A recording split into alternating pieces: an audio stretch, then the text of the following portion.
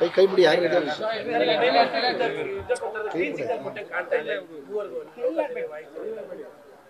ಭಾರತ ಸರ್ಕಾರ ನಮ್ಮ ದೇಶದ ಪ್ರಧಾನಮಂತ್ರಿ ಆಗಿರ್ತಕ್ಕಂಥ ನರೇಂದ್ರ ಮೋದಿಯವರು ಮೊನ್ನೆ ಕರೆದಿರ್ತಕ್ಕಂಥ ಆಲ್ ಪಾರ್ಟಿ ಮೀಟಿಂಗ್ನಲ್ಲೇ ಎಲ್ಲರೂ ಒಂದೇ ಧ್ವನಿಯಲ್ಲಿ ಸರ್ಕಾರ ಏನು ನಿರ್ಣಯ ತಗೊಳ್ತೈತೆ ಅದರ ಪರವಾಗಿದ್ದೀವಿ ಅಂತ ಹೇಳಿರ್ತಕ್ಕಂಥದ್ದು. ಎರಡನೇದು ನಮ್ಮ ವೈಯಕ್ತಿಕ ಅಭಿಪ್ರಾಯದಲ್ಲಿ, ನನ್ನ ವೈಯಕ್ತಿಕ ಅಭಿಪ್ರಾಯದಲ್ಲಿ ಪಾಕಿಸ್ತಾನಿಗೆ ನುಗ್ಗಿ ಹೋಗಿ ಹೊಡಿತಕ್ಕಂಥದ್ದು ಆಗ್ಬೇಕಂತಕ್ಕಂಥದ್ದು ನನ್ನ ಅಭಿಪ್ರಾಯ. ಅಲ್ಲಿ ಮೊನ್ನೆ ಅಮಿತ್ ಶಾ ಸಾಹೇಬ್ರು ಸಿಕ್ಕ ಕೂಡ ಇದೇ ಹೇಳಿದ್ದೆ ನಾನು ಅವ್ರಿಗೆ. ಇದು ಯಾವುದೇ ಕಾರಣಕ್ಕೆ ಇವ್ರನ್ನ ಬಿಡಬಾರ್ದು, ಮನೆ ತೂರಿ ಆಗಿರಲಿ, ಪಾಕಿಸ್ತಾನ ಒಳಗಡೆ ಹೋಗಿ ಹೊಡಿಬೇಕು ಆಗ್ಬೇಕಂತಕ್ಕಂಥ ನನ್ನ ವೈಯಕ್ತಿಕ ಅಭಿಪ್ರಾಯ. ಅದೇ ರೀತಿಯಾಗಿ ಎಲ್ಲರದಿದೆ. ಎರಡನೇದು ಶ್ರೀಮತಿ ಇಂದಿರಾ ಗಾಂಧಿ ಅವರು 1971ನೇ ವಾರದಲ್ಲಿ ಸುಮಾರು 93 ಜನ ಪಾಕಿಸ್ತಾನವರಿಗೆ ಮೊಣಕಾಲ ಮೇಲೆ ಬಗಿಸಿ ಕರ್ಕೊಂಡ್ಬಂದಿರತಕ್ಕ ನಿದರ್ಶನ ಇದೆ. ಇಡೀ ವರ್ಲ್ಡ್ನಲ್ಲಿ ಹೈಯೆಸ್ಟ್ ಆದಂಥ ಒಂದು ಸರೆಂಡರ್ ಇರ್ತಕ್ಕಂಥದ್ದು 71ನೇ ದಶಕದಲ್ಲಿ ಆಗಿರ್ತಕ್ಕಂಥದ್ದು. ಇದು ಮೀರಿ ಇನ್ನ ಲಕ್ಷಾಂತರ ಜನಕ್ಕೆ ದಂಡನೆ ಆಗಬೇಕು. ಪ್ರಧಾನಮಂತ್ರಿ ನರೇಂದ್ರ ಮೋದಿ ಅವರು ಸಾಹೇಬರು ನಮ್ಮ ಭಾರತ ಸರ್ಕಾರ ಏನು ನಿರ್ಣಯ ತಗೊಳ್ತದೆ ವೈಯಕ್ತಿಕವಾಗಿ ನಾನು ಅದರ ಸಹಮತ ಇದೆ ಅಂತ ಈ ಸಂದರ್ಭಕ್ಕೆ ಹೇಳಿಕ್ಕೆ ಇಚ್ಛೆ ಬಯಸ್ತೀನಿ.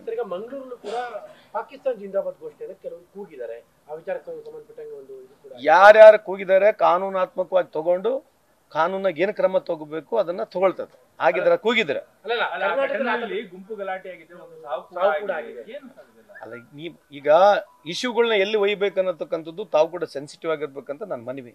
ಯಾರು ಮಾಡಿದ್ರೆ ಅದನ್ನ ಏನ್ ಮಾಡ್ಬೇಕು, ಕಾನೂನು ಪ್ರಕಾರ ಏನು ಕ್ರಮ ತಗೊಳ್ತೀವಿ.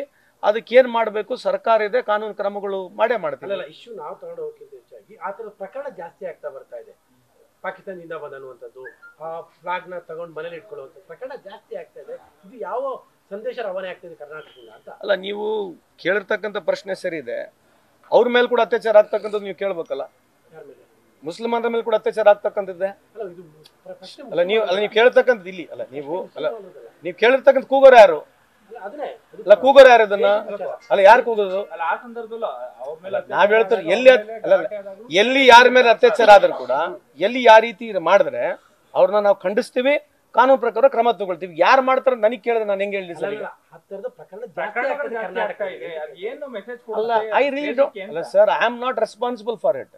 ಪ್ರಕರಣಗಳು ಇಡೀ ದೇಶದಲ್ಲಿ ಆಗ್ತಾ ಇದಾವೆ.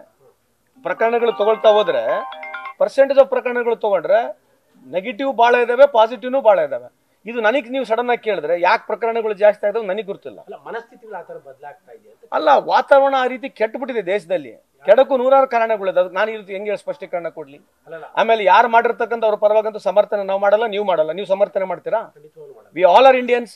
140 ಕೋಟಿ ಜನಸಂಖ್ಯೆ ಇರ್ತಕ್ಕಂಥ ಪ್ರತಿಯೊಬ್ಬರು ಇಂಡಿಯನ್ಸ್ ಯಾರನ್ನ ಸಪೋರ್ಟ್ ಮಾಡಕ್ ಹೋಗಲ್ಲ. ಯಾರು ಮಾಡಿರ್ತಾರ ಕಿತ್ತು ಹೊಡಿಬೇಕು, ಕಾನೂನು ಪ್ರಕಾರ ಕ್ರಮ ತಗೋಬೇಕು. ಜಿಂದಾಬಾದ್ ಅಂದವ್ರ ಮೇಲೂ ಕ್ರಮ ಆಗ್ಬೇಕು. ರೇ ಯಾರನ್ನಾಗ್ಲಿರಿ, ನನ್ನ ತಮ್ಮ ಆಗಿಲ್ಲ ಅವನ ಮೇಲೆ ಮಾಡ್ಬೇಕು, ಕ್ರಮ ತಗೋಬೇಕು. ನನ್ನ ಫ್ಯಾಮಿಲಿ ಮೆಂಬರ್ ಆದ್ರೂ ಕೂಡ ಕ್ರಮ ತಗೋಬೇಕು ಅವನ ಮೇಲೆ. ಸರ್ ಈಗ ಗಾಯಬ್ ಪ್ರೈಮ್ ಮಿನಿಸ್ಟರ್ ಅನ್ನುವಂಥ ಟ್ವೀಟ್ ಅನ್ನ ಬೆಳಿಗ್ಗೆ ACC ಮಾಡಿತ್ತು, ಬಟ್ ಅದನ್ನ ಈಗ ಮತ್ತೆ ಡಿಲೀಟ್ ಮಾಡ್ಕೊಂಡಿದೆ. ಆ ಥರದ್ದು ಆಗಬಾರ್ದು. ಗಾಯಬ್ ಪ್ರೈಮ್ ಮಿನಿಸ್ಟರ್ ಗೊತ್ತಿಲ್ಲ ಅವಶ್ಯಕತೆ ಇತ್ತ? ಏನು ಅವಶ್ಯಕತೆ? ಇಶ್ಯೂ ಜಾಸ್ತಿ ಆಯ್ತು ಅನ್ನೋ ಸಂದರ್ಭದಲ್ಲಿ ಅದನ್ನ ಟ್ವೀಟ್ ನ ವಾಪಸ್ ತಗೊಂಡಿದ್ದಾರೆ ಅನ್ನೋದು ಮಾತು ಎಲ್ಲ ಕಡೆ. ಅದನ್ನೇ ನನಗೆ ಗೊತ್ತಿಲ್ಲ ಯಾರು ಮಾಡಿದರೆ ಅದಕ್ಕೆ ಅವ್ರು ಉತ್ತರ ಕೊಡಬೇಕು. I really don't know exactly about it. ಅಲ್ಲ ಗಾಯಬ್ ಪ್ರೈಮ್ ಮಿನಿಸ್ಟರ್ ಅನ್ನುವಂಥ ಟ್ವೀಟ್ ಸರಿನಾ ಅಂತ KPCC ಅಲ್ಲ ಈಗ ನನ್ನ ಪ್ರಕಾರ ಈ ಸಂದರ್ಭದಲ್ಲಿ ಅಂತದ್ದು ಮಾತನಾಡೋದು ನಾನು ಅದ್ರ ಬಗ್ಗೆ ಕಮೆಂಟ್ ಮಾಡಕ್ ಹೋಗಿಲ್ಲ.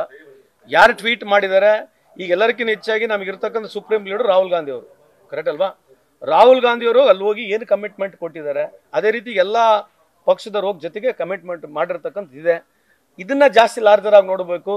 ನಡುಕ್ಕಿಂತ ಇನ್ಸಿಡೆಂಟ್ಗಳ ಬಗ್ಗೆ ನಾವು ಮಾತನಾಡಿದ್ರೆ ನನಗೆ ಕೇಳಿದ್ರೆ ನನಗೆ I will be not able to answer. Thank you. ನಮಸ್ಕಾರ.